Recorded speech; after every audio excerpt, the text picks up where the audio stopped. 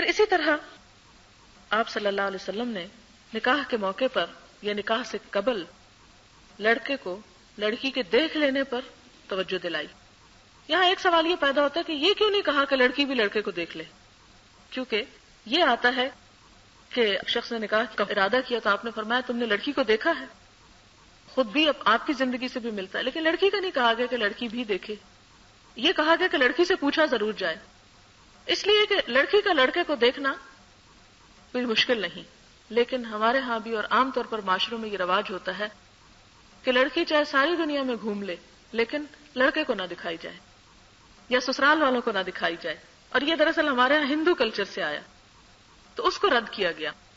اس کے بارے میں ہم دیکھتے ہیں بخاری کی ایک روایت ہے کہ حضرت عائشہ رضی اللہ تعالی عنہا سے کہتی ہیں کہ حضور صلی اللہ علیہ وسلم نے فرمایا کہ میں نے تمہیں خواب میں دیکھا، 2 مرتبہ جبریل نے تمہیں مجھے دکھایا اور وہ ریشم کے ٹکڑے میں لپیٹ کر تمہیں لایا، اور میں نے جب چہرے سے ریشم ہٹایا تو میں نے دیکھا کہ وہ تم تھی.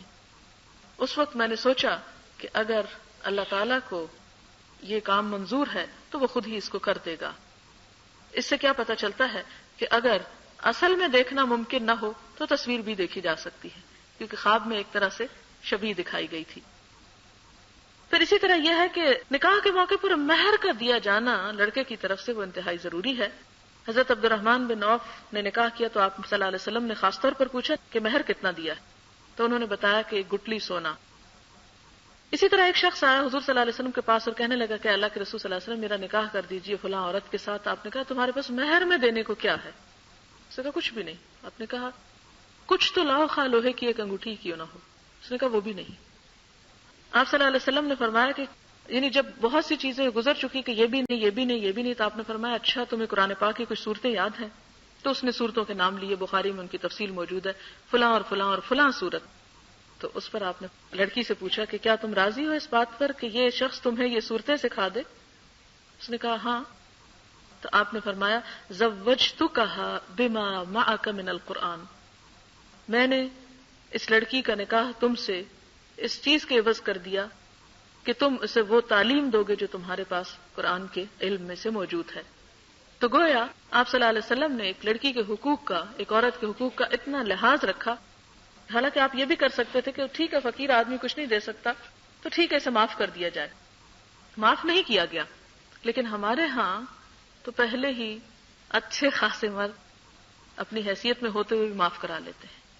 اور مہر کا مطالبہ کرنے کا مقصد یہ ہے خدا نخواستہ کوئی طلاق کا مطالبہ ہے. حالانکہ قرآن پاک میں اللہ تعالیٰ فرماتے ہیں وَآتُوا النِّسَاءَ صَدُقَاتِهِنَّ نِحْلَةً، کہ تم عورتوں کو ان کے مہر خوش دلی سے ادا کرو، اسے بوجھ سمجھ کر ادا نہیں کرو بلکہ دل کی خوشی سے دو، کیونکہ یہ اس کا ایک حق ہے. اور پھر یہ ہے کہ مہر کتنا ہونا چاہیے. ہمارے ہاں ایک مہر ہے 32 روپے والی روایت، حالانکہ اس کی کوئی اصل نہیں. خود حضور صلی اللہ علیہ وسلم سے ہم دیکھتے ہیں کہ یہ مروی ہے کہ آپ نے اپنے ازواج مطہرات میں سے کچھ کو 500 درہم تک مہر ادا کیا. حضرت خدیجہ کے بارے میں تو یہ بھی ملتا ہے کہ انہوں نے 20 اونٹ بھی ان کو دیے، کیونکہ اس وقت آپ تجارت کرتے تھے، آپ مالدار تھے جب آپ سے نکاح ہوا ان کا. اور کسی کو بھی آپ نے کوئی 32 روپے مہر نہیں دیا، اور نہ ہی آپ نے کہیں 32 روپے دینے کا کوئی حکم دیا. یہ ہمارے ہاں ایک شرعی مہر کی اصطلاح ہے، حالانکہ شریعت سے اس کا کوئی تعلق نہیں، اور شریعت سے بلا وجہ منسوب کر لی گئی ہے. اس میں بنیادی طور پر 2 چیزیں دیکھی جاتی ہیں. نمبر 1 لڑکے کی حیثیت، وسعت والا اپنی وسعت کے مطابق دے اور تنگ دست اپنی وسعت کے مطابق. اور دوسری بات یہ کہ دیکھا یہ جائے گا کہ اس خاندان کی لڑکیوں کو کتنا کتنا مہر ملا ہے. یعنی اسے اگر اور کوئی ایسی چیز موجود نہ تو مہر مثلا شادی کے نکاح کے موقع پہ مہر طے نہیں ہوا بعد میں کرنا ہو تو اس موقع پہ جھگڑا کرنے کی بجائے یہ دیکھا جائے گا کہ یہ لڑکی جس خاندان کی ہے اس کی بہنوں کو یا اس کی خالہ یا پھپھی یا ان لوگوں کو کتنا کتنا مہر دیا گیا، تو اتنی ہی تقریباً مقدار اس کو دی جائے گی. تو یہ 2 چیزیں اس میں ضروری ہوتی ہیں سامنے رکھنا. پھر اسی طرح یہ ہے کہ نہ ادا کرنے کی نیت کے بارے میں بڑے شدید لفظ استعمال کیے گئے کہ وہ شخص جو نکاح کرتا ہے اور مہر دینے کی نیت نہیں رکھتا گویا وہ زنا کرتا ہے. یعنی اس کا نکاح ویلڈ ہی نہیں. لیکن ہمارے ہاں آپ دیکھیں کہ عورتوں کے ساتھ کتنی زیادتی ہوتی ہے کہ بڑے بڑے مہر بعض اوقات مقرر کر لیے جاتے ہیں لیکن دینے کی نیت ہی نہیں ہوتی. یہ ہے کہ انسان کو نیت تو رکھنی چاہیے کہ دیا جائے گا.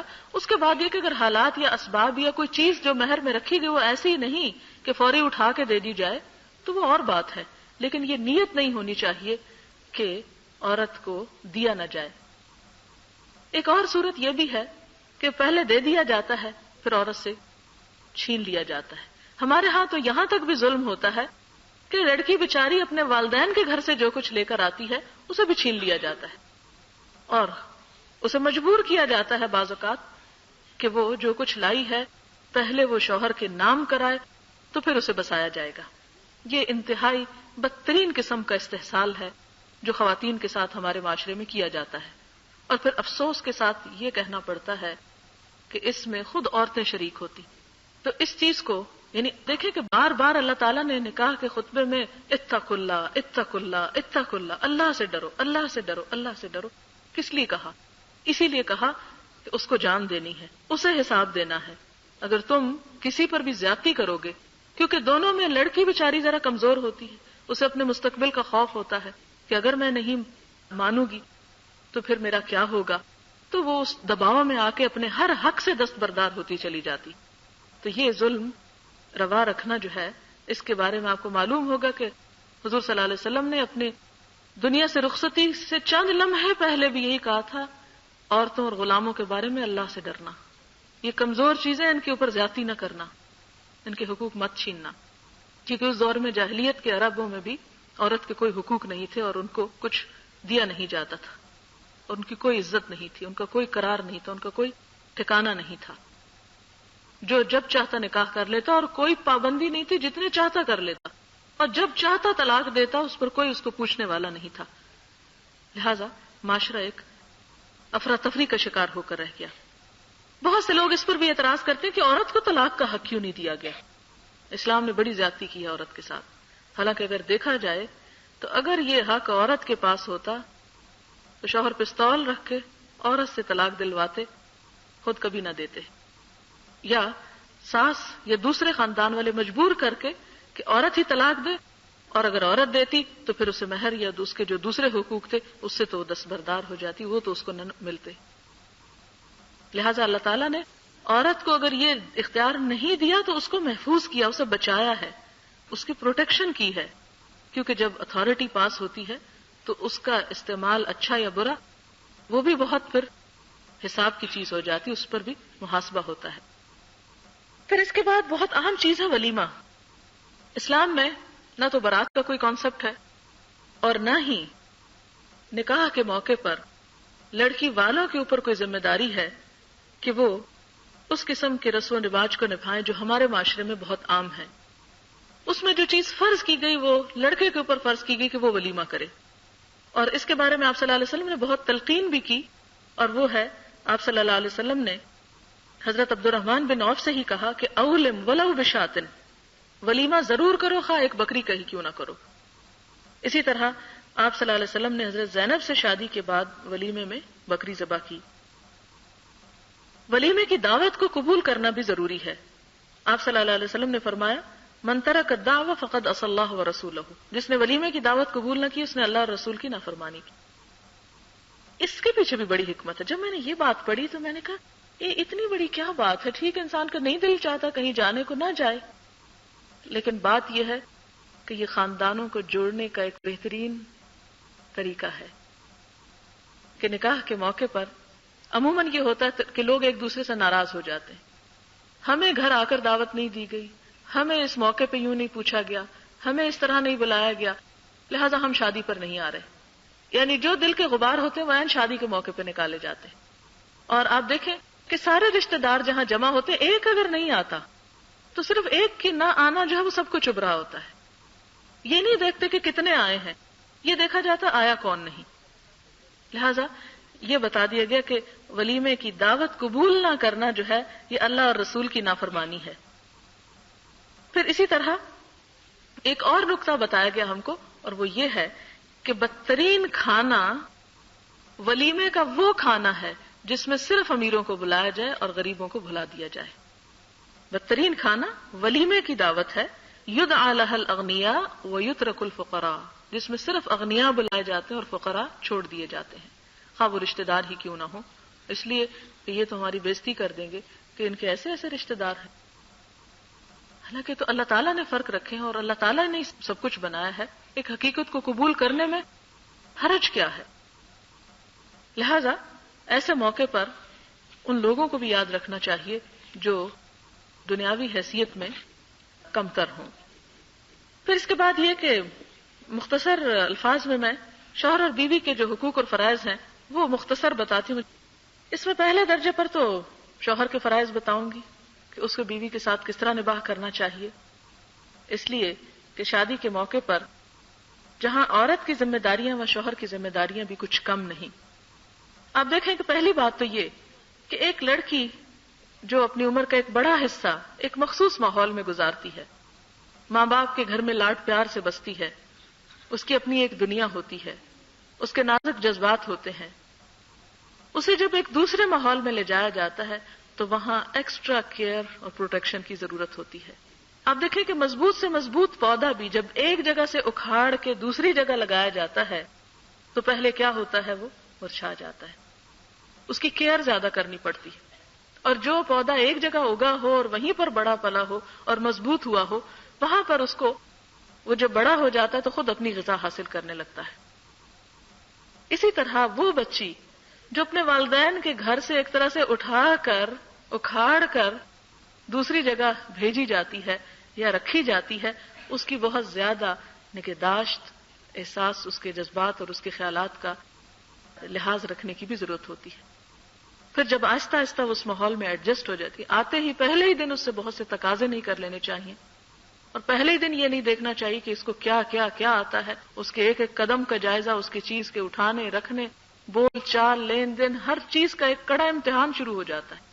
ایک ایک چھلنی میں اس کو چھانا جاتا ہے کہ اس کو کیا نہیں آتا اور اس کی خوبیوں کو نظر انداز کر کے صرف خامیوں کو اچھالا جاتا ہے. لہذا ایسے موقع پر بڑے صبر و تحمل کی ضرورت ہوتی ہے. اور وہ خواتین جو خاص طور پر اس سٹیج پر ہوں کہ ان کے گھر میں نئی دلہنیں آ چکی ہوں یا آنے والی ہوں، وہ اس نقطے کو اگر ذہن میں رکھ لیں اور اس پودے والی مثال کو سمجھ لیں تو بہت سے مسائل حل ہو سکتے ہیں. اور پھر اس کے بعد جب ایک لڑکی دوسرے ماحول میں آ جاتی ہے تو اسے اس بات کی قدر کرنی چاہیے کہ اب میرے کھانے پینے، میری صحت، میری تندرستی، میری تعلیم، میری ہر ضرورت یہاں سے پوری ہو رہی ہے اور میں اسی گھر کی وفادار نہ ہوں. لہذا بہت ضروری ہے کہ لڑکی جانے والی یعنی اس گھر کی بہو جو ہے وہ اپنے گھر والوں کے ساتھ بہترین سلوک کرے. پھر اس کے بعد آپ دیکھیں کہ شوہر کے لیے نہایت ضروری ہے کہ وہ خوشگمانی کا ثبوت دے. اپنی بیوی کے بارے میں ابتدا اچھے گمان سے کرے، بدگمانی سے نہ کرے. قرآن پاک میں اللہ تعالیٰ کا ارشاد ہے وَعَاشِرُوهُنَّ بِالْمَعْرُوفِ، ان کے ساتھ بھلے طریقے سے زندگی بسر کرو، معروف طریقے سے. اور معروف کب معروف ہوتا ہے؟ جب گمان اچھا ہو. آپ دیکھیں کہ آپ زیادہ عرصے تک کسی کے ساتھ اچھا معاملہ نہیں کر سکتے اگر آپ کے دل میں کوئی بغض یا کوئی میل یا کوئی نیت کی خرابی موجود ہو، تو بہت جلدی کھلنے لگتی ہے. لہذا اگر کوئی کمی بیشی، کوئی کمزوری یا کوئی چھوٹی موٹی چیز نظر بھی آ جاتی ہے، بیوی کی طرف سے اگر کوئی تلخی ترشی بھی ہو جاتی ہے تو اس موقع پر صلح و صفائی کے ساتھ رہا جائے. قرآن پاک میں اللہ تعالیٰ کا ارشاد ہے وَالصُّلْحُ خَيْرٌ، صلح سب سے اچھی چیز ہے. اور مومن مردوں کو یہ ہدایت کی گئی کہ اگر بیوی کے اندر کوئی کمی موجود بھی پاتے ہو اور تمہارا دل اس پر مطمئن نہیں بھی تو بھی گزارا کرنے کی کوشش کرو. فَإِن كَرِهْتُمُوهُنَّ، اگر تم انہیں ناپسند بھی کرتے ہو کوئی چیز بھی، یعنی انسانوں کے طبیعت اور انسانوں کے مزاج اور نفسیات بڑی عجیب چیز ہے کہ بعض اوقات انسان کے لیے چھوٹی سی چیز ناقابل برداشت ہو جاتی. آپ نے اخبار میں پڑھا ہوگا کئی دفعہ ایسے واقعات کہ بیوی نے شوہر کو صرف اس کے خراٹوں کی وجہ سے سوتے میں مار دیا. یعنی چھوٹی چھوٹی چیزیں کہ جو انسان کے لیے ناقابل برداشت ہو جاتی، یا شوہر کو بیوی کے اندر چھوٹی چھوٹی چیزیں جو ہیں وہ ناقابل برداشت ہو جاتی. فرمایا کہ اگر تمہیں ان کے اندر کوئی خرابی محسوس بھی ہوتی ہے، کرہتموہن کا لفظ آیا، کراہت محسوس کرتے ہو کسی چیز سے، فعسیٰ ان تکرہوا شیئا، وَيَجْعَلَ اللَّهُ فِيهِ خَيْرًا كَثِيرًا، تو ہو سکتا ہے کہ تم ایک چیز کو بڑے ہی ناپسند کرتے ہو اور وہاں اللہ تعالیٰ تمہارے لیے کوئی بہتری پیدا کر دے. ہو سکتا ہے اسی بیوی سے تمہیں اللہ تعالیٰ ایسی اولاد دے دے کہ جو تمہاری نسلوں کو سنوارنے کا سبب ہو جائے اور تمہاری عاقبت اس سے سنور جائے. لہٰذا چھوٹی موٹی چیزوں پہ تنک مزاج نہیں ہونا چاہیے، انہیں گوارا کر لینا چاہیے. اور آپ صلی اللہ علیہ وسلم نے واضح الفاظ میں فرمایا کوئی مومن اپنی مومن بیوی سے نفرت نہ کرے. مردوں کو حکم دیا گیا اگر بیوی کی کوئی عادت اس کو ناپسند ہے تو ہو سکتا ہے دوسری کوئی عادت پسند بھی آ جائے، لہذا کیا کرے؟ برائیوں اور کمیوں کو اگنور کرتے ہوئے خوبیوں پر نظر رکھے. اور اگر یہ اصول عام زندگی میں بھی ہم رکھیں کہ جن لوگوں کے ساتھ بھی ہمارا میل جول ہے ان کی کمی کوتاہی کو صرف نظر کر کے ان کی خوبیوں اور اچھائیوں کو تلاش کریں اور ان پہ نظر رکھیں تو آپ دیکھیں کہ آپ کی اپنی زندگی بہت خوشگوار ہو جائے گی. لیکن ہماری چونکہ منفی سوچ ہوتی ہے، ہم لوگوں کی اچھائیوں کو اچھائی سمجھتے ہی نہیں، ان کی صرف برائیوں کو چن چن کے رکھتے ہیں. نتیجہ کیا نکلتا ہے کہ انسان اپنے آپ کو کڑھن اور جلن میں مبتلا کر کے اپنی زندگی کو جہنم بنا لیتا ہے.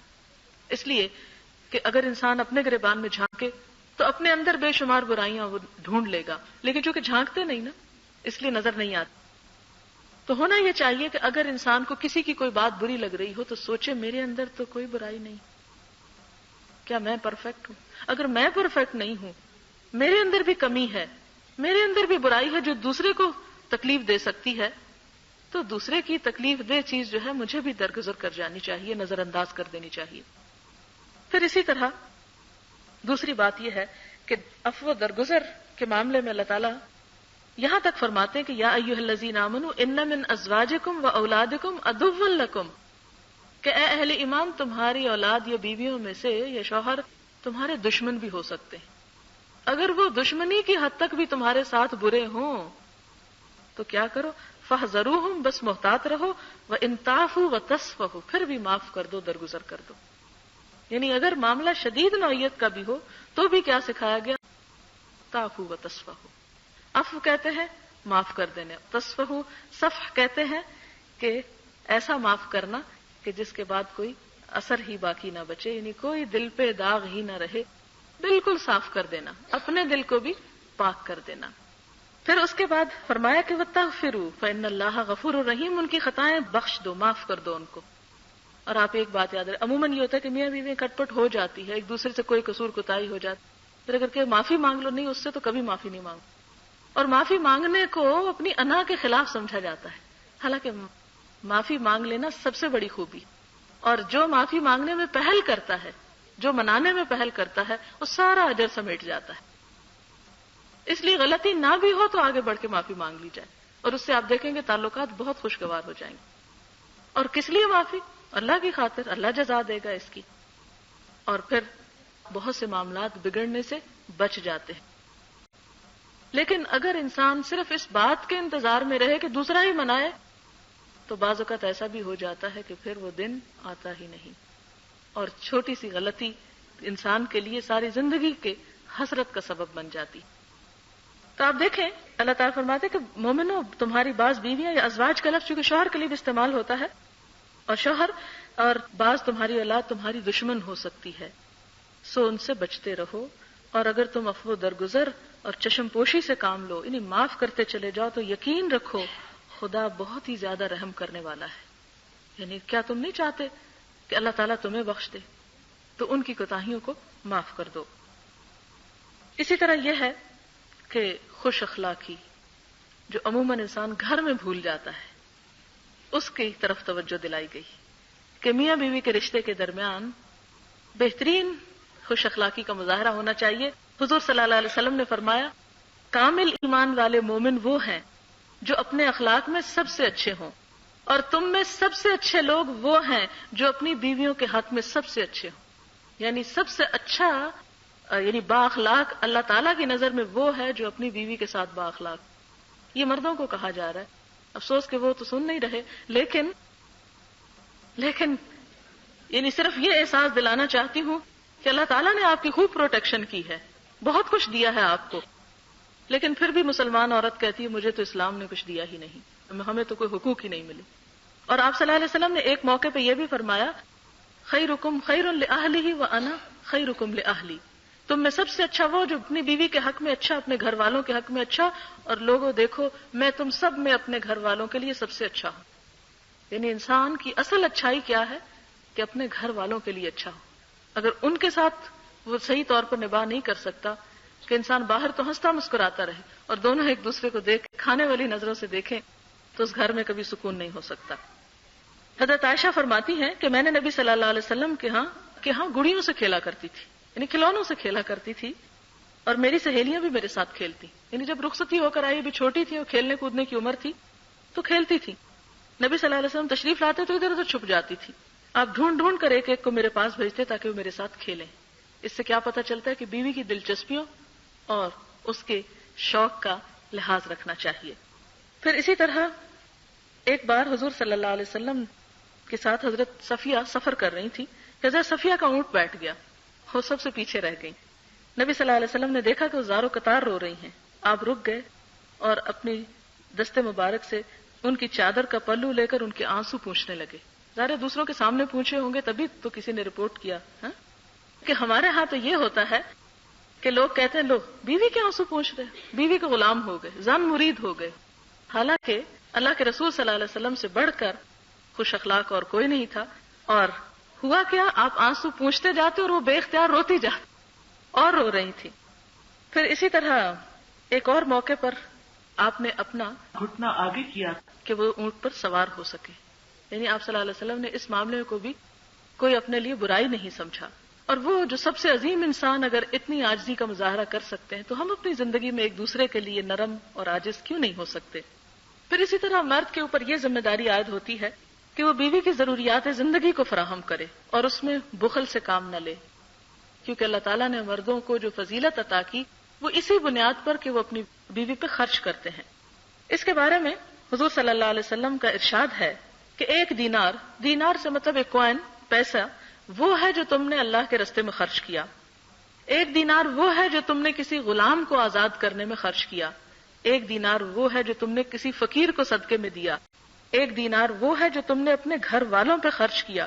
ان میں سب سے زیادہ اجر اور ثواب اس دینار کے خرچ کرنے کا ہے جو تم نے اپنے گھر والوں پہ صرف کیا، یعنی گھر والوں کی ضروریات پوری کرنا ثواب کا کام ہے۔ یہ صحیح مسلم کی روایت ہے۔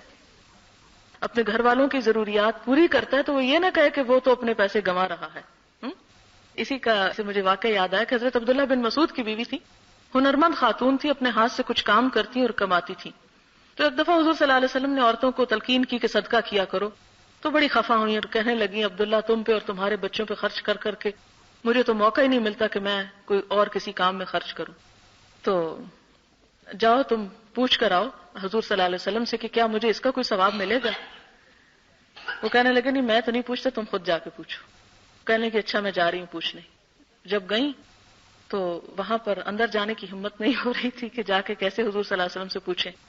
اتنے میں حضرت بلال نظر آئے کہ وہ جا رہے ہیں آپ صلی اللہ علیہ وسلم کے پاس، تو ان سے کہتی ہیں کہ تم حضور صلی اللہ علیہ وسلم سے پوچھ کر آؤ کہ کیا اگر عورت اپنے مال کو اپنے شوہر اور اس کے بچوں پہ خرچ کرے تو اس پر کوئی ثواب ملے گا اس کو، اور میرا نام نہ بتانا۔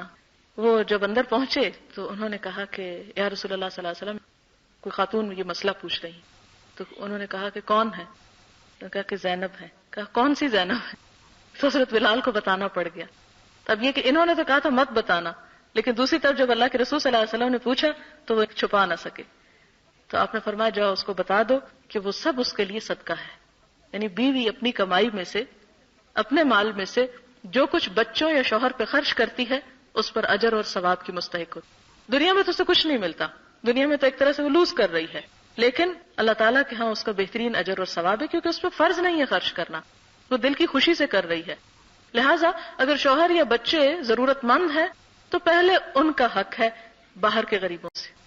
پھر اسی طرح شوہر کے اوپر یہ فرض بھی عائد ہوتا ہے کہ وہ اپنے گھر والوں کی، اپنی بیوی کی تعلیم و تربیت کا بھی انتظام رکھے، یعنی صرف کھلانا پلانا ہی مقصود نہیں بلکہ ان کو سیدھے رستے پہ قائم رکھنا، انہیں نیکی کی تلقین کرنا، انہیں جہنم کی آگ سے بچانا بھی ضروری ہے۔ قرآن پاک میں اللہ تعالیٰ کا ارشاد ہے یا ایھا الذین آمنوا قوا انفسکم واہلیکم نارا، اے اہل ایمان اپنے آپ کو اور اپنے گھر والوں کو آگ سے بچاؤ۔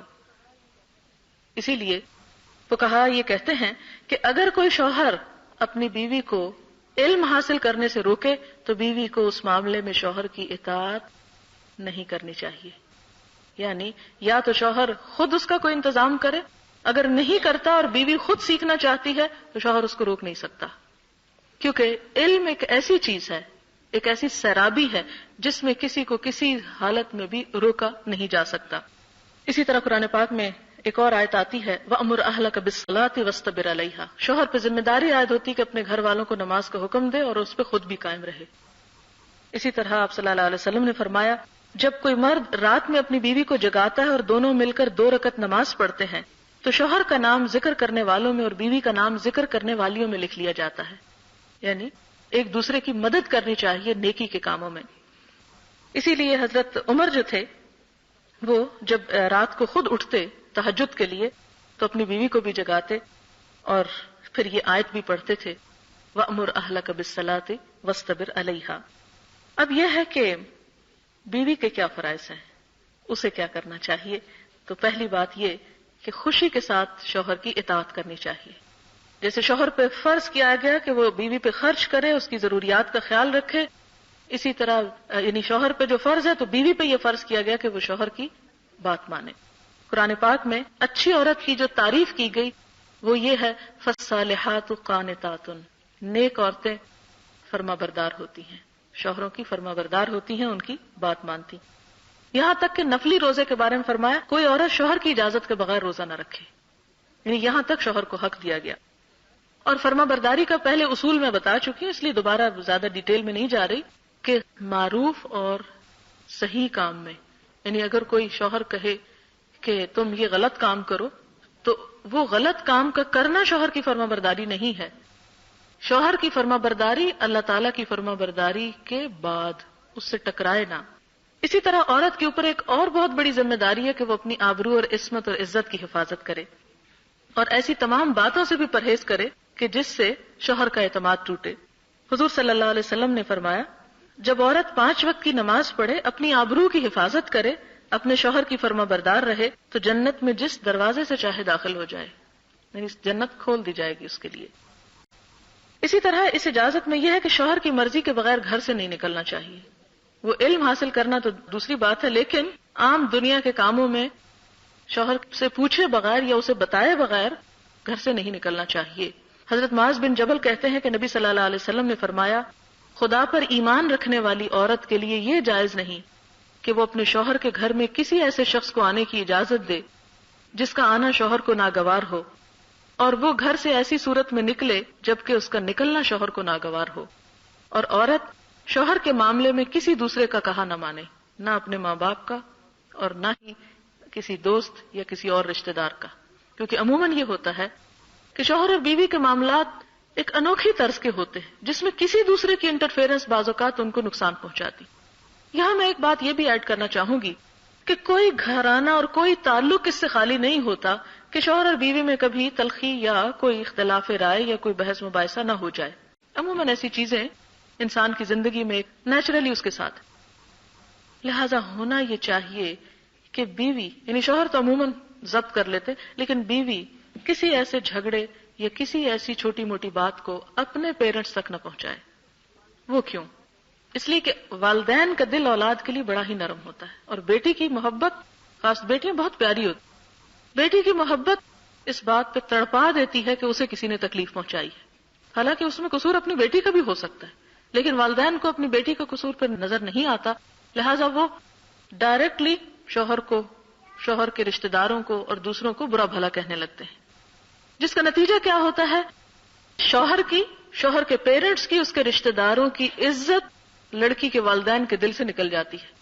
جب لڑکی کے والدین اپنی بیٹی کے سسرال کی عزت نہیں کرتے تو نتیجہ یہ نکلتا ہے کہ تعلقات اور خراب ہوتے ہیں اور سنگین ہوتے ہیں. اور بعض اوقات یہ ہوتا ہے کہ میاں بیوی لڑنے کے بعد تھوڑی دیر غصہ کیا اور پھر ہم ایک دوسرے سے صلح کرنا چاہتے ہیں تو والدین اس میں آڑے آ جاتے. اب تو یہ صلح ہو ہی نہیں سکتی. اس کا ایک بڑا مشہور واقعہ حدیث کی کتابوں میں ملتا ہے کہ ایک شخص نے اپنی بیوی کو مارا یا اس کے ساتھ زیادتی کی، اور وہ لڑ جھگڑ کر اپنے بھائی کے پاس آ گئی. اب یہ کہ کچھ عرصے کے بعد دونوں غم دکھ بھول گئے اور پھر ایک دوسرے کی یاد ستانے لگی، لہٰذا شوہر نے چاہا کہ اپنی بیوی کو واپس گھر لے آئیں، لیکن ان کے بھائی نے قسم کھا لی کہ میں کسی صورت میں بھی اس کو نہیں جانے دوں گا، اب تم اس کے اوپر کوئی حق نہیں رکھ۔ اب یہ ہے کہ بیوی جو ہے وہ اپنی جگہ پریشان ہے، شوہر اپنی جگہ پریشان ہے، تو اس حماقت کی وجہ سے کہ اس لڑائی میں دوسروں کو انوالو کر لیا، والدین اور دوسرے رشتہ دار پھر بیچ میں آڑ بن جاتے ہیں اور عموماً پھر انا کا مسئلہ بنا کے اس گھر کو پھر بننے نہیں دیتے۔ لہٰذا اس موقع پر جیسے آپ دیکھیں کہ خطبے کی ابتدا ہوئی تھی الحمدللہ نحمدہ ونستعینہ، یہ صرف بات نہیں ہے، ایک لفظ نہیں ہے کہ نستعینہ، یہ حقیقت ہے، کیا ہے کہ ہم اسی سے مدد چاہتے ہیں۔ ایسی مشکلات میں، ایسی چھوٹی موٹی پریشانیوں میں کیا کرنا چاہیے؟ اس سے مدد مانگنی چاہیے۔ والدین بعض اوقات انوالو ہو بھی جائیں تو کچھ نہیں کر سکتے، وہ مسائل کا حل نہیں جانتے، اور یہ بڑے پیچیدہ سے مسائل ہوتے ہیں کہ جس میں انسان کچھ بھی نہیں کر سکتا بعض اوقات سوائے صبر کے۔ لہٰذا بچوں کی طرف سے والدین کو یہ دکھ نہیں دیکھنا چاہیے کہ ان کی آپس کی نوک جھونک سے والدین کے دل جو ہیں تکلیف میں ہوں، کیونکہ آپ نے محسوس کیا ہوگا کہ بچوں پہ تھوڑی سی بھی تکلیف جب گزرتی تو والدین اس سے زیادہ خود تکلیف اٹھاتے ہیں، تو اس چیز کا خاص طور پر احتیاط برتنی چاہیے، اللہ تعالیٰ سے مدد مانگنی چاہیے، اور اگر انتہائی ناگزیر حالات ہوں تو بات پھر صرف اتنی کرنی چاہیے جتنی حقیقت میں ہو، اسے بڑھانا چڑھانا نہیں چاہیے۔ بعض اوقات انسان اپنے آپ کو سچا ظاہر کرنے کے لیے جھوٹ اور فریب اور دھوکے کا سہارا لیتا ہے اور دوسرے پر ناروا الزام لگاتا ہے، جس کا پھر سزا دنیا میں بھی انسان کو ملتی ہے، تو وہ ناروا الزام نہیں لگانے چاہیے۔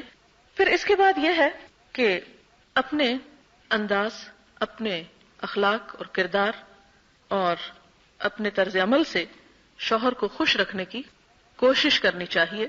نبی صلی اللہ علیہ وسلم کا ارشاد ہے، جس عورت نے اس حال میں انتقال کیا کہ اس کا شوہر اس سے راضی اور خوش تھا تو وہ جنت میں گئی، یعنی آخرت کی بہتری کا انحصار بھی اس بات پر ہے کہ شوہر کے ساتھ تعلقات اچھے ہوں۔ پھر اسی طرح یہ ہے کہ شوہر بیوی کی ضروریات کا اور دوسری چیزوں کا خیال رکھتا ہے، اسے یہ صرف سمجھ کے نہیں لے لینا چاہیے کہ یہ تو اس کا فرض ہے، اسے تو کرنا ہی چاہیے، ٹھیک ہے وہ فرض ادا کر رہا ہے، لیکن آپ کو بھی اس کا شکر گزار ہونا چاہیے، اس لیے کہ دوسرے کے سامنے چھوٹی چھوٹی چیزوں پر بھی شکریہ ادا کر دینا آپ دیکھیں گے کہ محبت میں بہت اضافہ کر دے گا۔ عموماً ہم والدین یا اپنے رشتہ دار یا قریب یا شوہر، ان کے ساتھ تعلقات اس طرح ہوتے کہ کوئی بھی ان کی طرف سے احسان یا بھلائی یا خیر یا اچھائی ملتی ہے تو اس کو ہم سمجھتے ہیں یہ تو اس کی ڈیوٹی تھی، اس نے ڈیوٹی ادا کی، مجھ پہ کیا کیا، ٹھیک ہے اس نے ڈیوٹی ادا کی، لیکن اگر آپ اس پر اس کا شکریہ ادا کریں یا خوشگواری کا احساس کریں تو آپ دیکھیں گے کہ اس سے پھر اس میں کتنا رنگ بھر جاتا ہے۔ آپ صلی اللہ علیہ وسلم نے فرمایا کہ نکاح سے بہتر کوئی چیز دو محبت کرنے والوں میں نہیں پائی گئی۔ حضرت صفیہ کو حضور صلی اللہ علیہ وسلم سے بہت محبت تھی، چنانچہ جب آپ بیمار ہوئے تو انتہائی حسرت سے بولی کاش آپ کی بیماری مجھے لگ جائے، تو دوسروں نے شاید یہ سمجھا کہ یہ کوئی زبان سے اوپر سے کہہ رہی ہیں، تو آپ صلی اللہ علیہ وسلم نے فرمایا کہ تم اس پہ تعجب نہیں کرو، یہ دکھاوا نہیں بلکل سچ کہہ رہی ہے، اور یہ بھی نہیں کہ انسان اگر شوہر کوئی اچھے الفاظ ادا کرے یا بیوی اچھے الفاظ ادا کرے دوسرے کے لیے تو یہ کہا جائے کہ جی یہ تو صرف ایک خوشامد اور چاپلوسی ہے، ضرور کوئی مقصد ہوگا اس کے پیچھے، نہیں، منفی طور پر ذہن کو اس طرف لے جانے کی بجائے پازیٹو انداز میں سوچنا چاہیے۔ حضرت اسماء کہتی ہیں کہ ایک بار نبی صلی اللہ علیہ وسلم میرے پاس سے گزرے، میں اپنی پڑوسن سہیلیوں کے ساتھ ہی آپ نے ہمیں سلام کیا اور ارشاد فرمایا تم پر جن کا احسان ہے ان کی ناشکری سے بچو، یعنی شوہروں کی۔ تم میں ایک اپنے ماں باپ کے گھر دنوں تک بن بیاہی بیٹھی رہتی ہے، پھر اللہ تعالیٰ اس کو شوہر عطا کرتا ہے، پھر اسے اولاد سے نوازتا ہے، اس کے باوجود اگر کسی بات پر شوہر سے خفا ہوتی ہے تو کہہ اٹھتی ہے میں نے تو کبھی تمہاری طرف سے کوئی بھلائی دیکھی ہی نہیں۔ لہٰذا اس جملے سے خاص طور پر پرہیز کرنا چاہیے، کیونکہ آپ نے فرمایا کہ یہی جملہ عورتوں کو دوسری طرف لے جانے والا ہے، بڑے سخت الفاظ ہیں۔ پھر اسی طرح آپ صلی اللہ علیہ وسلم نے فرمایا خدا قیامت کے روز اس عورت کی طرف نظر اٹھا کر بھی نہ دیکھے گا جو شوہر کی ناشکری ہوگی، حالانکہ عورت کسی وقت بھی شوہر سے بے نیاز نہیں ہو سکتی، یعنی وہ یہ سوچ کے جی میں اپنا سب کچھ خود کر سکتی ہوں، میں کماتی ہوں، میں اتنی پراپرٹی رکھتی ہوں، مجھے اس کی کوئی ضرورت نہیں، فرمایا نہیں، اس کی ناشکری نہ کرو۔ پھر اسی طرح آپ صلی اللہ علیہ وسلم اور ازواج مطہرات کا طریقہ کار، باہم تعلقات کس طرح کے تھے؟ حضرت عائشہ اپنے ہاتھ سے نبی صلی اللہ علیہ وسلم کے کپڑے دھوتی، یعنی خوشی سے، اگرچہ عورت کے اوپر قانونی ذمہ داری نہیں ہے لیکن اگر عورت یہ کام کرتی ہے تو اجر کی مستحق ہے. آپ کے سر میں تیل لگاتی، کنگھی کرتی، خوشبو لگاتی. اور یہی حال دوسری صحابی خواتین کا بھی تھا کہ وہ اپنے شوہروں کے ساتھ بہت اچھا معاملہ کرتی. ایک بار آپ صلی اللہ علیہ وسلم نے یہاں تک بھی فرمایا کہ اگر انسان کو کسی اور کے لیے سجدہ کرنے کی اجازت ہوتی تو عورت کو حکم دیا جاتا کہ وہ شوہر کے لیے کرے، لیکن ایسی اجازت نہیں ہے. پھر اسی طرح بیوی پر ایک اور فرض یہ عائد ہوتا ہے کہ شوہر کے مال اور اس کے گھر اور اس کی ان تمام چیزوں کو حفاظت سے رکھے، انہیں ضائع ہونے سے بچائے. کیونکہ شوہر تو جو کچھ کماتا ہے گھر میں لا کے ڈال دیتا ہے. اب بیوی کا فرض بنتا ہے کہ ان چیزوں کی حفاظت کرے. اگر وہ کرتی ہے تو اللہ تعالیٰ کے یہاں اجر و ثواب کی مستحق ہوگی. آپ صلی اللہ علیہ وسلم نے قریش کی عورتوں کی تعریف کرتے ہوئے فرمایا، قریش کی عورتیں کیا ہی خوب عورتیں ہیں، بچوں پہ نہایت مہربان ہیں اور شوہر کے گھر بار کی انتہائی حفاظت کرنے والی ہیں. بخاری کی روایت ہے. نبی صلی اللہ علیہ وسلم نے نیک بیوی کی خوبیاں بیان کرتے ہوئے فرمایا، مومن کے لیے خوف خدا کے بعد یعنی تقوی کے بعد سب سے زیادہ مفید اور باعث خیر نعمت نیک بیوی ہے کہ جب وہ اس سے کسی کام کو کہے تو خوش دلی سے انجام دے، اور جب وہ اس پہ نگاہ ڈالے تو اس کو خوش کر دے، اور جب وہ اس کے بھروسے پر قسم کھا بیٹھے تو اس کی قسم پوری کر دے. یعنی باہر اگر کوئی وعدہ کر آیا ہے کسی کے ساتھ کچھ لین دین کرنے کا اور گھر میں آ کے بیوی کو بتایا تو وہ بیچ میں شور مچا دے کہ یہ تم نے کیسے کر لیا. نہیں، اس کے عہد کو اپنا سمجھے اور اس میں اس کے ساتھ تعاون کرے. اور اسی ضمن میں ایک بات یہ ہے کہ عموماً جیسے بعض اوقات شوہر بہت شارٹ نوٹس پر دوستوں کو لے کے آ جاتے ہیں تو اس موقع پر شور مچانے کی بجائے یا بد مزاجی کا مظاہرہ کرنے کی بجائے اس معاملے کو نبھایا جائے. اور ایک عورت کے اندر اتنا سگڑاپا یا اتنی دل کی وسعت اور گنجائش ہونی چاہیے کہ وہ شوہر کے مہمانوں کو یا اس کے دوستوں کو اپنے لیے ایک مصیبت یا وبال نہ سمجھے.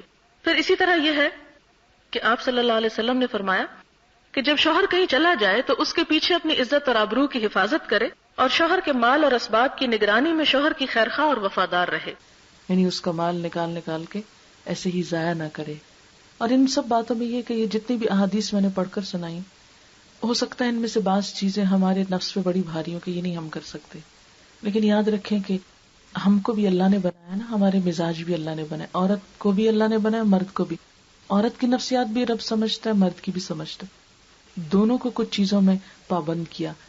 انہی پابندیوں میں خوشی ہے، انہی پابندیوں میں انسان کے لیے راحت ہے. جیسے مثلا ایک شخص جاب کرتا ہے تو پابند ہو جاتا ہے نا، لیکن اسی پابندی میں اس کے لیے پے ہے. اگر وہ اوقات کی پابندی نہیں کرتا تو وہ کچھ کما ہی نہیں سکتا. تو ایسے ہی اللہ کے ہاں اگر ہم اجر اور انعام چاہتے ہیں اور دنیا کی ازدواجی زندگی کو خوشگوار کرنا چاہتے ہیں تو کچھ پابندیوں کو سہنا ہوگا. دعا کر لیتے ہیں. سبحان اللہ والحمد للہ ولا الہ الا اللہ واللہ اکبر ولا حول ولا قوة الا باللہ العلی العظیم. اللہم صلی علی محمد وعلی آل محمد کما صلیت علی ابراہیم وعلی آل ابراہیم انک حمید مجید.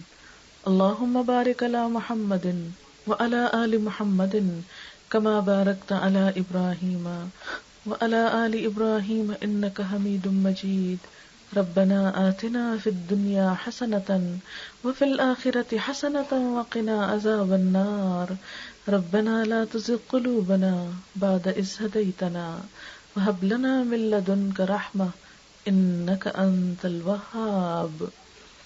يا حي يا قيوم برحمتك نستغيث لا إله إلا أنت سبحانك إني كنت من الظالمين.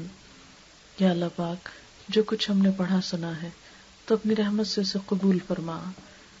جو بات آپ کو پسند آئی وہ ہمیں اس پر عمل کرنے کی توفیق دے، جو بات آپ کو پسند نہ آئی وہ ہم سب کو اس سے دور کر دے، اور ہمیں اس رستے کی طرف چلنے کی توفیق دے جو تیرا پسندیدہ ہو. ہمارے دلوں میں اپنی محبت پیدا کر دے، ہم سب کی دنیاوی زندگی کو بھی خوشگوار کر دے اور آخرت کو بھی. ربنا آتنا فی الدنیا حسنۃ وفی الآخرۃ حسنۃ وقنا عذاب النار. یا اللہ، اس شادی کو خوشگوار بنا دینا، دونوں افراد کے درمیان اور دونوں خاندانوں کے درمیان بہترین خوشیاں پیدا کر دینا، باہم موافقت اور محبت عطا کرنا، باہم ایک دوسرے کے حقوق ادا کرنے کی توفیق دینا، ہر تکلیف، دکھ، پریشانی اور مصیبت سے بچا کر رکھنا. یا رب العالمین، جنہوں نے اس مجلس کا اہتمام کیا ہے ان کے لیے اس کو خیر و برکت کا باعث بنا، ان کے گھر، ان کی عزت، جان مال، ہر چیز کی حفاظت فرما یا رب العالمین. ان کے بچوں کو ان کی آنکھوں کی ٹھنڈک بنا. یا اللہ جتنے بھی حاضرین مجلس ہیں ان کے دلوں میں جو دعائیں اور تمنائیں ان کو پورا فرما. وآخر دعوانا ان الحمد للہ رب العالمین. سبحانک اللہم و بحمدک نشہد ان لا الہ الا انت نستغفرک و نتوب الیک. السلام علیکم و رحمۃ اللہ وبرکاتہ.